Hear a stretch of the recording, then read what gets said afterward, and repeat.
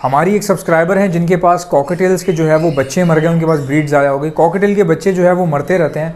अक्सर ऐसा होता है कि कॉकटेल की जो ब्रीड है वो ज़ाया हो जाती है और मुख्तलिफ उसकी वजूहात होती हैं, रीज़न्स होती हैं।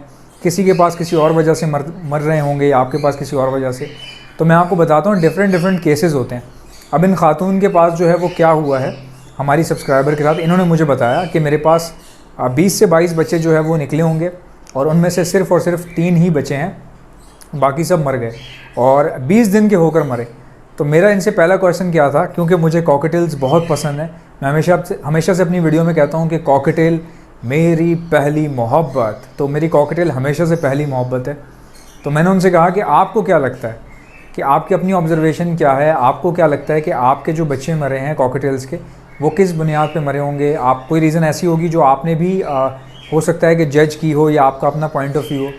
तो कहने लगी मुझे समझ में नहीं आ रहा, मैंने सॉफ्ट फूड भी प्रॉपर दिया, मेडिकेशन भी सही से इस्तेमाल की, हर चीज़ सही से मैंने की है, बट मुझे नहीं समझ में आ रहा कि बच्चे कैसे मर गए। तो मैंने उनसे पूछा कि क्या पेरेंट्स अपने बच्चों को फ़ीड करवा रहे थे सही से। इन्होंने कहा जी करवा रहे थे। उसके बाद जैसे ही बच्चे 20 दिन के हुए तो पेरेंट्स ने फ़ीड करवाना छोड़ दिया। अच्छा, अब मैं ज़ाहिर सी बात है, चूँकि वो कहीं और रहती हैं, मैं कहीं और रहता हूँ, उनके बर्ड्स मेरे सामने नहीं हैं, तो मैं उनसे वो चीज़ पूछ रहा हूँ जो मैं पूछ सकता हूँ, मतलब देख तो नहीं सकता उनके बर्ड्स को। फिर मैंने इनसे पूछा कि आप सॉफ्ट फूड जो है कितने टाइम डालती हैं एक दिन में। उन्होंने कहा 2 टाइम डालती हूँ। फिर मैंने पूछा क्या क्या देती हैं आप, तो हर चीज़ उनकी सही निकल रही थी, तभी तो बच्चे 20 दिन तक पहुँच गए। वरना अमूमन क्या होता है कि 2-3 दिन के बच्चे मर रहे हैं, 2 दिन के होके 3 दिन के होके मर रहे हैं, या पैदा होते ही मर रहे हैं, क्योंकि पेरेंट्स फीड ही नहीं करवा रहे। ये केसेस होते हैं। ऐसा बहुत कम होता है कि बच्चा जो है वो बड़ा हो के 20 दिन तक पहुँचे और उसके बाद मर जाए, बहुत कम ऐसा होता है। तो समझ में नहीं आ रहा था कि ऐसा क्यों हो रहा है, क्या बात है क्या नहीं है। तो मैंने उनसे पूछा कि कहीं ऐसा तो नहीं कि नेस्टिंग आपकी गंदी हो जाती हो और वो गंदगी जो है वो बच्चों को लग रही हो और बच्चे ड्राई हो के मर रहे हों, वो खुश्की उनकी चिपक रही हो। उन्होंने कहा ऐसा हो सकता है। कहने लगी कि मैंने जो है वो जैसे ही उनका नेस्ट बॉक्स साफ़ किया उसके बाद ही पेरेंट्स ने बच्चों को फीड करवाना छोड़ दिया। अब आप देखें कि it's a sensitive point, it's a very sensitive point, कि सेंसिटिविटी क्या है इसमें। याद रखें कि जब आपको लगता है ना कि कीचड़ बहुत ज़्यादा हो रही है बॉक्स में, तो आप अपने जो नेस्टिंग मटेरियल है उसको 3 दिन बाद फ़ौरन से साफ़ कर दें। साफ़ कैसे होता है, 3 दिन के बच्चे उठाए, किसी जगह पे रखे, अंदर का सारा कचरा बॉक्स का निकाल के फेंक दिया, नया बुरादा डाला और उतना ही डाला जितना पहले वाला था, फिर दोबारा से बच्चे उठा के रख दिए। ठीक है जी, हर 3 दिन बाद। जब ह्यूमिडिटी का इशू आ रहा हो, बहुत चिकना हो रहा हो बॉक्स, ड्रॉपिंग्स बहुत लिक्विड वाली हों, उस टाइम पे रैपिडली करना होता है।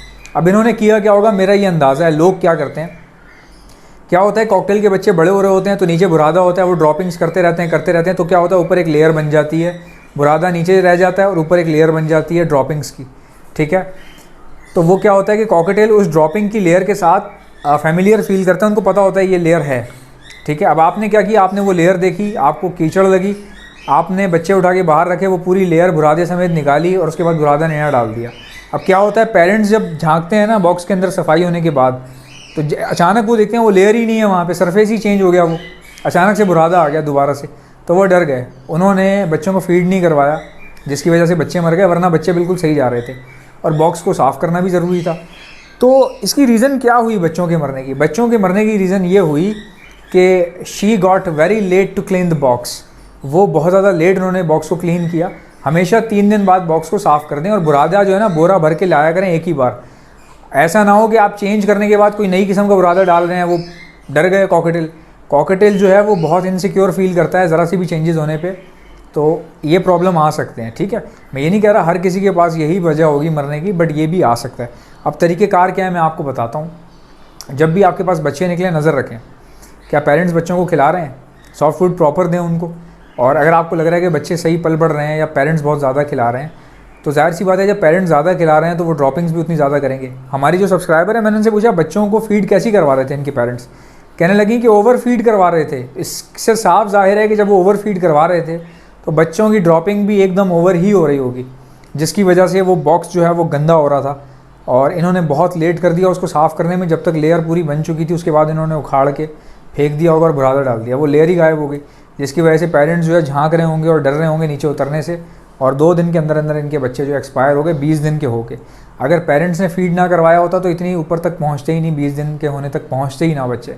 तो ये आप लोगों के लिए एक लेसन है कि हमेशा याद रखें, पहले चेक करें कि पेरेंट्स बच्चों को फीड सही से करवा रहे हैं, आप क्या खिला रहे हैं, कितनी बार आपने सॉफ्ट फूड डालना है, क्या क्या चीज़ें डालनी है, पानी कितनी बार चेंज करना है दिन में, पानी का प्याला जो है वो धोना कैसे है, जो नेस्ट की सफाई है वो कैसे करनी है। भाई मिसाल के तौर पे हार्डली जो है ना आधे इंच या 1 इंच की, बहुत हुआ तो 1 इंच की लेयर होती है बुरादे की, मटेरियल नेस्टिंग मटेरियल होता है, लकड़ी का बुरादा कॉकटेल के लिए इस्तेमाल होता है डब्बे के अंदर, वो 1 इंच की मैक्सिमम लेंथ होती है उस सरफेस की जो आप बिछाते हैं नेस्टिंग।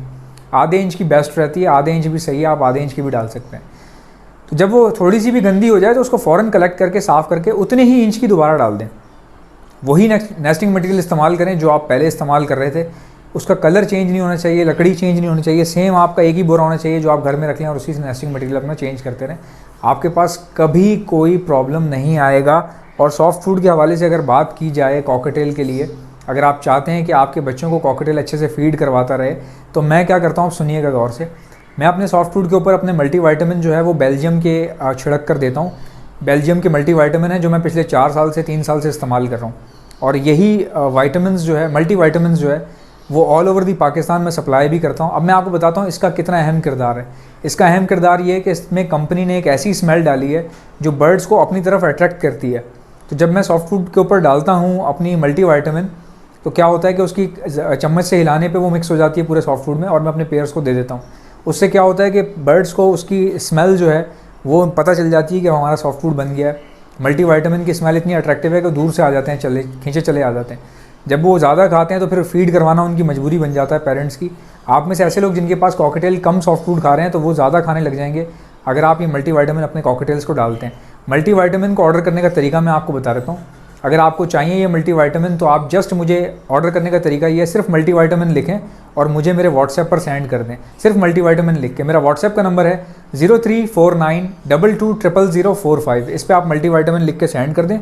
6 घंटे में आपसे रब्ता करके आपका जो पूरा ऑर्डर है उसको बुक कर लिया जाएगा। कॉल्स मत किया करें, इतनी ज़्यादा कॉल्स आती हैं मेरे पास कि मैं अपना फ़ोन जो है वाइब्रेशन पे लगा देता हूँ और ख़ुद मैं ऑनलाइन होता हूँ या मेरा मैनेजर जो है वो ऑनलाइन होता है व्हाट्सएप के ऊपर, वहाँ पर वो देख रहे होते हैं सारी चीज़ें, क्योंकि हमारे लिए ज़रूरी है व्हाट्सएप।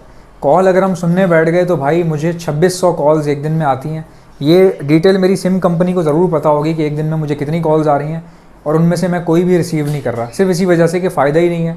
एक बंदा भी कॉल करता है तो वो इस तरह के सवाल पूछता है, आप मुझे मशवरा दे दें, मैं क्या रखूं, बहुत वीडियो देखी है माशाल्लाह, बहुत अच्छी वीडियो बनाते हैं, मुझे बड़ी खुशी होती है, मैं आपको अपने बर्ड्स की तस्वीर भेजता हूं, उसको चेक करके बताएं।